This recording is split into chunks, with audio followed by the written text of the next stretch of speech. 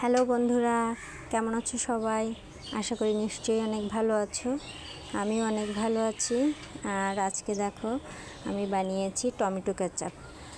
তো এটার জন্য আমি প্রথমে এলাচ, দারুচিনি, গোলমরিচ, লবঙ্গ 2 কাপ পানিতে ফুটিয়ে 1 কাপ করে নিয়েছি। এরপরে টমেটোগুলোকে ছোট ছোট করে কেটে আদা, রসুন, পেঁয়াজ এবং ফুটিয়ে রাখা পানি সহ একসাথে সিদ্ধ করে নিয়েছি। তারপরে ব্লেন্ডার মেশিনে ব্লেন্ড করে নিয়েছি। আরেকটা কথা বলতে ভুলে গিয়েছি, আমি কিন্তু এর সাথে একটা বিটরুট অ্যাড করেছি সুন্দর একটা কালার আসার জন্য। এক্স্যাক্টলি এই কালারটাই কিন্তু আসছে। এরপরে ব্লেন্ড করা টমেটোগুলোকে আমি একটা ছাঁকনির মাধ্যমে ভালো করে ছেঁকে নিয়েছি। দেখেন কতটা স্মুথ এবং মিহি হয়েছে।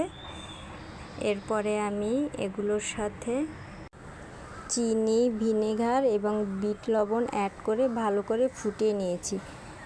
আর একটা কথা বলতে ভুলে গেছি, আমি সিদ্ধ করার সময় কয়েকটা শুকনো মরিচ দিয়েছিলাম ঝালের জন্য এবং কালারের জন্য। আর সাথে আমি কিছু ফ্রেঞ্চ ফ্রাই ভেজেছিলাম কেচাপ দিয়ে খাওয়ার জন্য। কেচাপটা কিন্তু কালারটাও সেই দারুণ হয়েছে এবং খেতেও কিন্তু দুর্দান্ত ছিল। একবার অবশ্যই আপনারা বাসায় বানিয়ে খেয়ে দেখবেন। আমারটা কিন্তু বেশ দারুণ ছিল। আজ তাহলে এই পর্যন্তই থাক বন্ধুরা, সবাই ভালো থাকবেন এবং আমার জন্য আশীর্বাদ করবেন। টাটা।